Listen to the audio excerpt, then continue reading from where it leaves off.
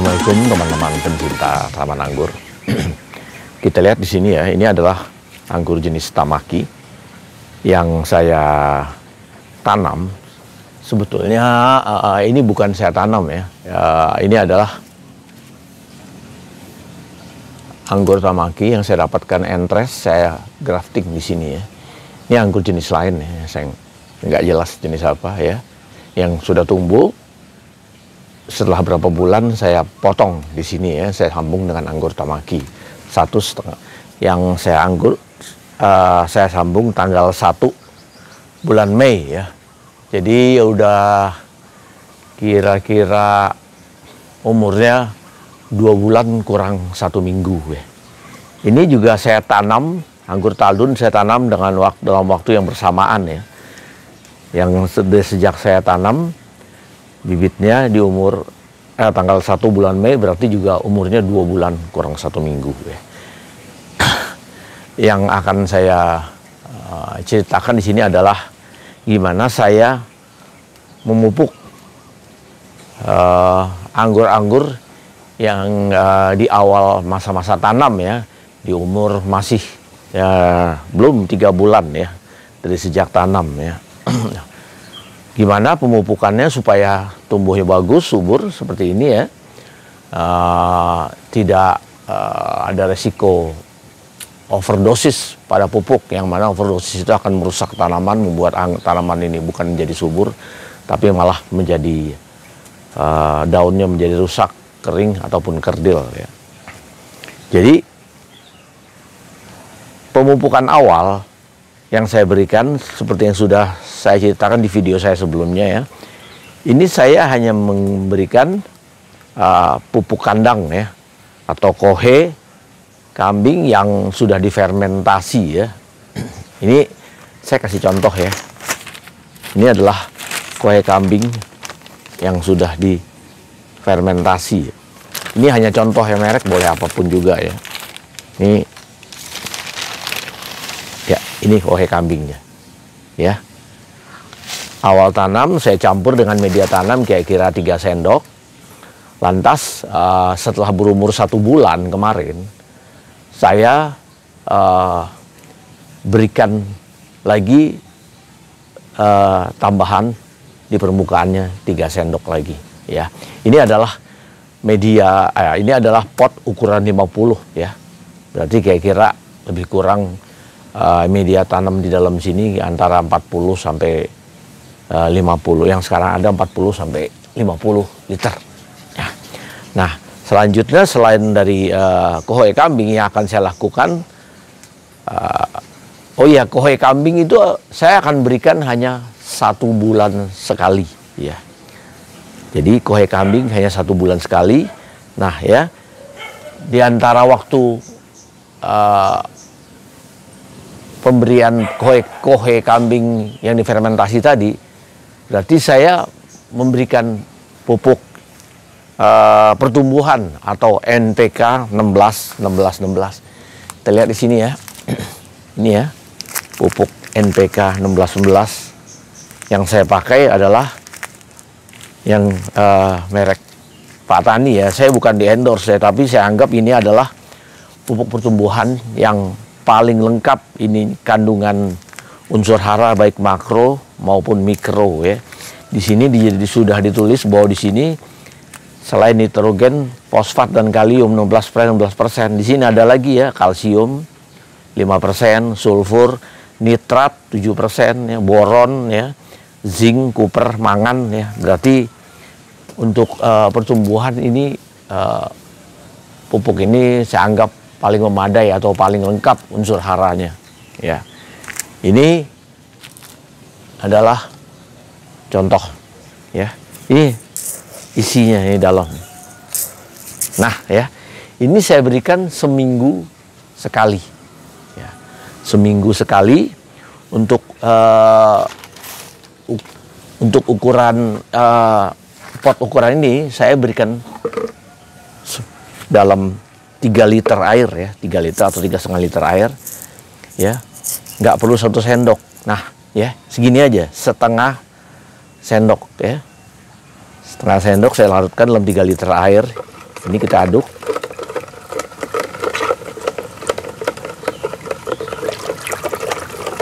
Ya, kita aduk sampai larut.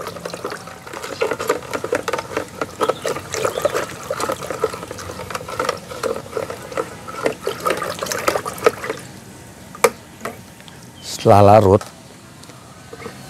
ini saya siramkan ya. Kenapa airnya kok hanya 3 liter? Ya karena ini potnya kecil. Kalau saya kasih air 5 liter, dia akan kebuang ke bawah. Ya, jadi maksudnya saya akan pupuk ini juga akan ikut larut sebagian kebuang ke bawah ya. Jadi daripada buang-buang pupuk, jadi saya lebih baik airnya cukup 3 liter ya, kecuali pot yang lebih besar seperti ini ya. Ini adalah pot 60 ya. Ini mungkin kita bisa memberikan air 5 liter ya. Untuk pot 60 atau 70 cm kita bisa berikan 5 liter air ya. Jadi ini cukup 3 liter air ya dengan takaran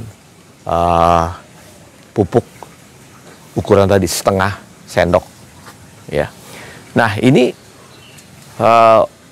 akan saya berikan seminggu sekali. Kita tentukan aja pemberiannya. Misalnya kita berikan adalah hari Senin seperti sekarang. Berarti setiap Senin ini akan saya kasih pupuk.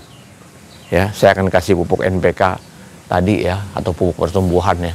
Kita kalau saya nggak perlu memberi pupuk pada anggur ini secara berlebihan ya, macam-macam diberi pupuk A, pupuk B, pupuk C ya. Itu NPK aja sudah cukup ya. Nanti kalau misalnya dia udah besar ya, ini istilahnya nanti sudah, ini akan nanti setelah dia udah lebih tinggi, lebih besar, udah mungkin udah panjang kira-kira hampir 2 meter atau 2 meter ya, ini akan kita rebahkan ya, posisinya kita rebahkan menjadi cabang sekunder ya. Batang ini akan kita jadikan sekunder. Sekarang ini masih jadi cabang utama, semua masih merupakan cabang primer ya. Ini akan kita bahkan jadi sekunder, dan cabang-cabang kecil-kecil ini akan kita pilih untuk menjadi cabang tersier atau cabang pembuahan ya. Nanti ya setelah umurnya ini kira-kira lebih dari 3 bulan ya, atau batang primernya ini udah besar, sudah katakanlah sudah sebesar pensil atau lebih, ini pupuk akan bisa kita mulai ganti dengan pupuk generatif ya. Jadi setelah 3-4 bulan umurnya kita ganti dengan pupuk generatif ya. Sementara pupuk ini akan kita berikan secara progresif ya. Jadi nanti kalau dia tambah besar, kita tambah sedikit-sedikit sehingga mencapai 1 sendok tadi ya, 1 sendok makan per tanaman ya. Nah, untuk pupuk kandang atau kohe itu ya, kita berikan 1 bulan sekali. Tapi kalau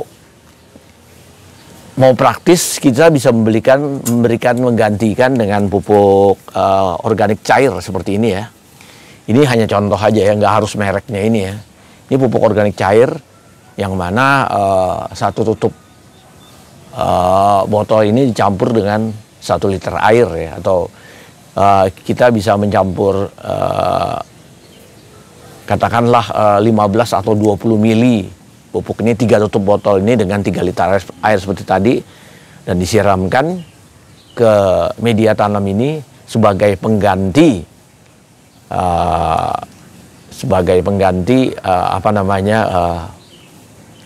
pupuk kandang atau kohe kambing ya.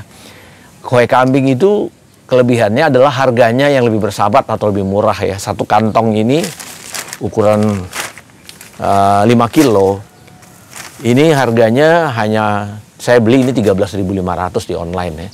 Dengan ini harganya saya lupa mungkin 35.000 atau 40.000 ya, ukuran 1 liter ya, kalau nggak salah ya. Jadi harganya jauh lebih mahal ya, tapi dalam penggunaan lebih praktis. Tapi manfaatnya sama ya. Pupuk organik cair sebetulnya dengan pupuk kandang itu manfaatnya sama-sama pupuk organik ya. Pupuk organik harus selalu diberikan pada media tanam, karena Kalau kita hanya bergantung pada pupuk kimia, lama-kelamaan media tanam akan kehilangan kesuburannya atau rusak ya. Sehingga tanaman hanya bergantung kepada hidupnya pada pupuk yang kita berikan tadi. Sedangkan pupuk organik ini dia punya sifat ya memelihara kesuburan media tanam pada tanaman tadi ya. Jadi kita tetap harus berikan pupuk organik itu sebulan sekali kalau menurut saya ya. 1 bulan sekali berupa pupuk organik cair atau ya atau pupuk kandang ya yang sudah difermentasi ya, sebulan sekali ditambah ya. Hanya kalau pemberian pupuk kandang kita agak sedikit lebih repot ya, nggak praktis ya, dan dia akan makan tempat, lama-lama dia akan tambah banyak ya. Kalau sudah bertahun-tahun dia tambah besar, kita harus beri lagi banyak. Kira-kira perbandingannya 1 5 mili ini ya, 5 mili POC atau organik cair ini yang dicampur dengan air itu sama dengan 1 sendok ini ya, 1 skop kecil ini ya, kira-kira perbandingan begitu ya. Jadi kita bisa menggantikan 3 skop ini untuk tambahan atau dengan 15 ml atau 3 tutup botol dari pupuk organik cair. Nah itulah pupuk yang akan kita berikan. Nanti selanjutnya ya, kalau umur sudah lebih dari 3 bulan, mungkin 4 bulan atau lewat dari 3 bulan, batang lihatnya adalah dari batangnya ini ya. Nah ini ya, ini batang primernya. Nanti kita rebahkan. Setelah dia menjadi sekunder, nanti dia warna udah mulai kecoklatan, berarti dia udah mulai masuk masa generatif. Kita bisa mengganti pupuknya dengan MKP dan KNO3 ya, untuk pupuk generatif ya. Tapi sekarang di masa awal ini cukup dengan NPK 1616 dan pupuk organik seperti kohe kambing atau pupuk organik cair tadi ya. Nah, buat teman-teman pencinta tanaman anggur, saya rasa apa yang saya ceritakan tadi ya itu cukup jelas, mudah-mudahan ya cukup jelas, dan mudah-mudahan bisa membantu teman-teman yang baru mulai menanam anggur ya, supaya nggak bingung-bingung gimana pemupukannya. Kalau buat saya sih pemupukan sih sederhana aja, nggak perlu ribet-ribet, cukup NPK dan pupuk organik atau NPK seminggu sekali ya yang dicampur air tadi ya, dan pupuk organik seperti kohe kambing yang sudah difermentasi atau pupuk organik cair ya, yang dicampur dengan air ya, disiramkan 1 bulan sekali ya. NPK-nya seminggu sekali, pupuk organiknya sebulan sekali ya. Itu aja cukup. Kita tunggu sampai pohon ini menjadi besar. Yang penting kita gimana caranya membuat pohon ini menjadi tumbuh, menjadi besar, gemuk ya, sehingga bisa cepat dibuahkan ya. Karena kapan waktu pembuahan tergantung seberapa subur pohon ini ya. Makin subur pohon ini makin cepat bisa dibuahkan. Bisa dibuahkan dalam waktu 4 bulan, bahkan kadang-kadang ada yang bisa 3 bulan ya, bisa 6 bulan, bisa setahun ya, tergantung jenisnya juga ya.